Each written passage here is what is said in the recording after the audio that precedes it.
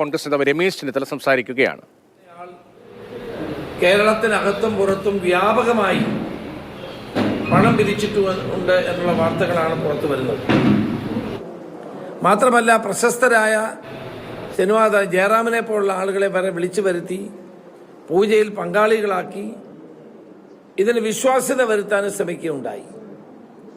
അപ്പം സംസ്ഥാനത്തിൻ്റെ പുറത്ത് വ്യാപകമായ പണപ്പിരിവ് നടത്താൻ ദേവസ്വം ബോർഡ് അദ്ദേഹത്തിന് അനുവാദം കൊടുത്തിരുന്നോ? അല്ല, ദേവസ്വം ബോർഡിൻ്റെ അനുവാദമില്ലാതെയാണ് ദ്വാരപാലക ശില്പങ്ങൾ ഉപയോഗിച്ചുകൊണ്ട് അദ്ദേഹം വിവിധ സ്ഥലങ്ങളിൽ പൂജ നടത്തുകയും പണം പറ്റുകയും ചെയ്തതെങ്കിൽ എന്തുകൊണ്ട് അദ്ദേഹത്തിൻ്റെ പേരിൽ ഇതുവരെ കേസെടുക്കാൻ ദേവസ്വം ബോർഡ് തയ്യാറായില്ല? മൂന്നാമത്തേത്, തിരുവിതാംകൂർ ദേവസ്വം ബോർഡിന് ഒരു മാനുവലുണ്ട്, ഹൈക്കോടതിയുടെ പ്രത്യേക ഉത്തരവുകളുണ്ട്. ഇതെല്ലാം ലംഘിച്ചുകൊണ്ട് ഈ ദ്വാരപാല ശില്പങ്ങളും പീഠവും ഒക്കെ എങ്ങനെ സംസ്ഥാനത്തിൻ്റെ പുറത്തേക്ക് പോയി?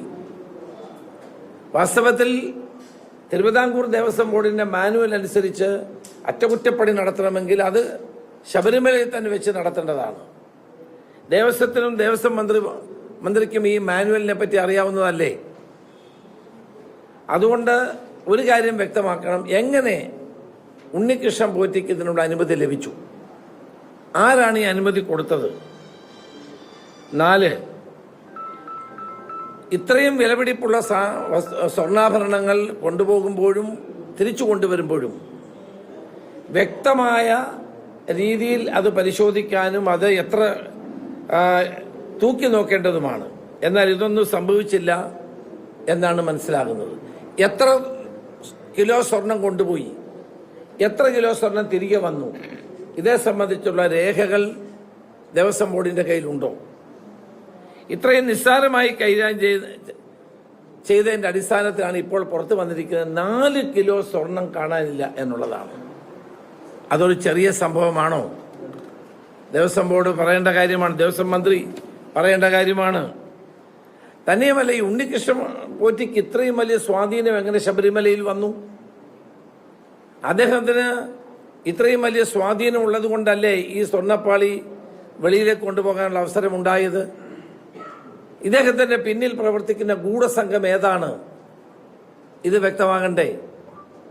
5, ശബരിമലയിലെ സ്വർണ്ണപീഠം കാണാതായിട്ട് ഏതാണ്ട് 10 വർഷങ്ങളായി. എന്തുകൊണ്ട് ഇതുവരെ അത് റിപ്പോർട്ട് ചെയ്തില്ല? എന്തുകൊണ്ട് ഇത്രയും വിലപിടിപ്പുള്ള സാധനം കാണാതെ പോയിട്ടും ദേവസ്വം ബോർഡ് ഒരു പരാതിയും കൊടുക്കാതിരുന്നത്? എന്തുകൊണ്ട് ഓഡിറ്റിൽ, ദേവസ്വം ബോർഡിന്റെ ഓഡിറ്റിൽ പോലും പീഠം കണ്ടില്ല അല്ലെങ്കിൽ കാണാതെ പോയി എന്നുള്ള വസ്തുത എന്തുകൊണ്ട് വെളിപ്പെടുത്തിയില്ല? ഇവിടെ ചെന്നൈയിലുള്ള സ്മാർട്ട് ക്രിയേഷൻസ് എന്ന കമ്പനിയാണ് ഈ സ്വർണം പൂശാനായി വിജയ് മല്യയുടെ കാലത്ത് ചുമതലപ്പെടുത്തിയെന്ന് പറയുന്നു. അന്ന് സ്വർണം പൂശി കൊടുത്തത് പിന്നെ എങ്ങനെ ചെമ്പുപാളിയായി? അതോടൊപ്പം തന്നെ ആരാണ് ആ സ്വർണ്ണപ്പാളികൾ മോഷ്ടിച്ചത്? അതിനുശേഷം ഈ സ്വർണ്ണപ്പാളികളുടെ പേരിൽ കേസെടുത്തിട്ടുണ്ടോ? ഈ 6 ചോദ്യങ്ങളാണ് എനിക്ക് ദേവസ്വം മന്ത്രിയോട് ചോദിക്കാനുള്ളത്.